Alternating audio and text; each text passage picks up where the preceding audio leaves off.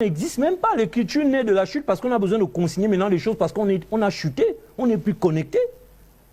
Donc, le livre, qu'est-ce qu'un homme spirituel a à foutre avec un livre? Un homme spirituel, c'est quelqu'un qui transcende, qui contemple au-delà de la matière.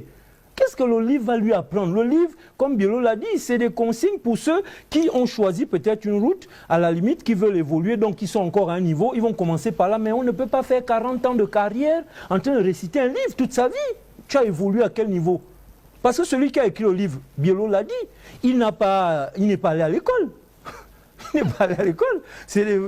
Quand j'écoute bien, quand on se réfère à la Bible, c'est des vendeurs de poissons, c'est des ci et là, ils ont écrit. Et voilà, ils sont aujourd'hui, eux, des intellectuels, bac plus X et je ne sais pas, doctorat en théologie, mais ils sont là en train de balbutier sur les écrits d'un simple pécheur. Il faut qu'on soit sérieux. La spiritualité, c'est quelque chose qu'il faut prendre au sérieux. C'est une question d'esprit, c'est une question... Parce que l'histoire de la Bible nous présente, le christianisme nous présente leur sorcellerie là comme le berger et la brebis, le mouton. C'est leur grosse image.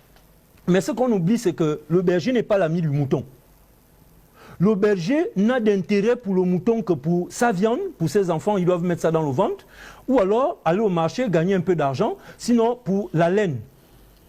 Le berger est pareil que le loup.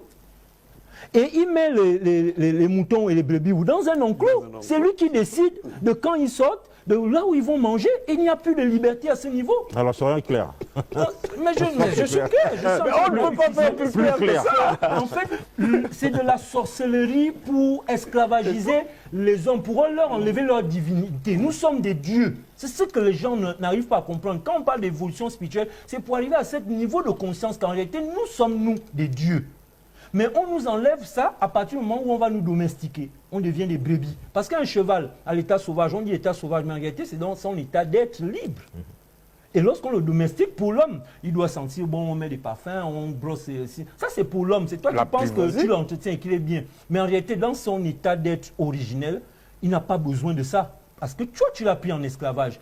Mais les enfants qui naissent de ce cheval-là, ou voilà. Oui, les poulains. Ces enfants-là, ils vont oublier l'état de liberté, l'état sauvage. Ils n'ont jamais connu ça. Donc, ils grandissent en pensant que l'esclavage, c'est ça leur vie. Et c'est ça que le christianisme nous présente, avec les documents, les livres et des gens comme ça qui n'arrivent pas à transcender pour comprendre au-delà de ce qui est écrit. On va ouvrir le débat. Non, mais je n'avais pas fini. Pas suffisamment de questions. Si j'ai envie de sortir tout ce que j'ai au fond. Tu as mis un point comme si c'était la chute. Non, je mets un point parce qu'il faut respirer quand même.